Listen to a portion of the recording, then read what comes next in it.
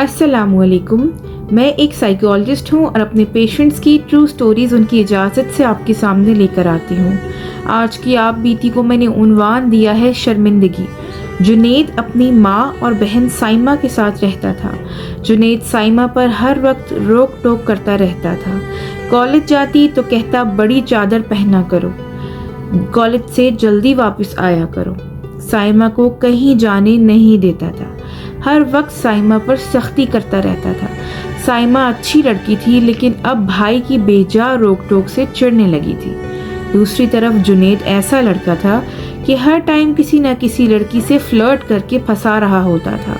आए रोज़ नई लड़की के साथ डेट पर जाता और हर रोज़ फ़ख्र से अपने दोस्तों को ये स्टोरी सुना रहा होता कि वो लड़कियों को कैसे फंसाता है अपनी बातों से, और फिर उनको कहाँ कहाँ लेकर जाता है, उनके साथ क्या क्या करता है। तमाम दोस्त जुनैद से इम्प्रेस रहते थे और उसको उस्ताद मानते थे। जुनैद को अगले ही दिन किसी नई लड़की को डेट पर ले जाना था। लड़की को इम्प्रेस करने के लिए उसको गाड़ी चाहिए थी और गाड़ी उनके ग्रुप में सिर्फ शहबाज के पास थी। वो ही हमेशा देता था, लेकिन इस दफ़ा शहबाज ने गाड़ी देने के लिए एक शर्त रख दी थी, और वो शर्त ये थी कि उसको जुनैद अपनी किसी प्यारी सी गर्लफ्रेंड का नंबर दे। जुनैद घर आ गया क्योंकि वो अपनी किसी गर्लफ्रेंड का नंबर नहीं देना चाहता था। घर पहुंचकर देखा कि साइमा की दोस्त नौरीन पढ़ने के लिए साइमा के पास आई हुई थी। जुनैद ने अंदर आते आते दोनों की बातें सुन ली थी। नौरीन को अपने मोबाइल में बैलेंस लोड करवाना था। जुनैद ये सुनते ही दोनों के पास गया और बोला, नौरीन तुम मुझे अपना नंबर दो, मैं बैलेंस लोड करवा दूंगा। नौरीन ने उसको अपना भाई समझते हुए नंबर दे दिया। जुनैद ने बैलेंस लोड करवाने के फौरन बाद नंबर शहबाज को सेंड कर दिया और जाके गाड़ी ले ली, क्योंकि शहबाज ने यही शर्त रखी थी। अब आए रोज़ शहबाज नौरीन को कॉल करता रहता। शुरू में तो नौरीन नहीं मानी, लेकिन फिर दोनों में बातचीत शुरू हो गई।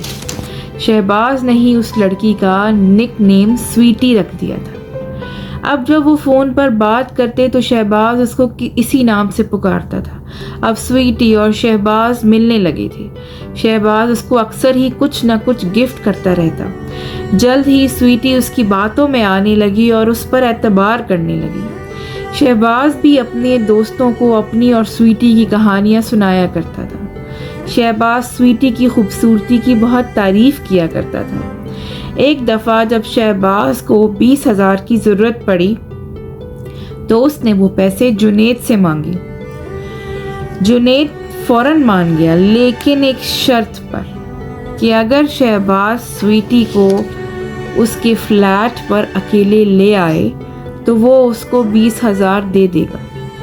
शहबाज ने ऐसा ही किया। उसने स्वीटी को कहा कि वो उसको अपनी माँ से मिलवाना चाहता है ताकि वो उनकी शादी का फ़ैसला कर सके। स्वीटी भी अब उस पर एतबार करती थी, इसीलिए थोड़ा सोचने के बाद उसके साथ चल पड़ी। फ्लैट पर पहुंचने के बाद जब लड़की ने देखा कि वहाँ शहबाज की माँ नहीं है तो वो परेशान हो गई, और जैसे ही पूछने के लिए शहबाज की तरफ बढ़ी तो उसने लड़की के मुंह पर हाथ रखा और उसको धकेलते हुए कमरे में ले जाकर दरवाज़ा बाहर से बंद कर दिया। शहबाज ने जुनैद को पैसों समेत फ़ौरन आने को कहा।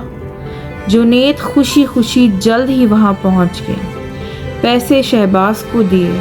शहबाज मानी खेज अंदाज में जुनैद को कमरे का बंद दरवाज़ा दिखाते हुए वहाँ से चला गया। लड़की की चीखने की आवाज़ें सुनाई दे रही थी। शहबाज को यही कह रही थी कि उसने एतबार किया था, ऐसा ना करे उसके साथ। वो नहीं जानती थी कि वो बिक चुकी है। जुनैद दरवाजे की तरफ बढ़ा और उसको खोलते हुए अंदर दाखिल हो गया।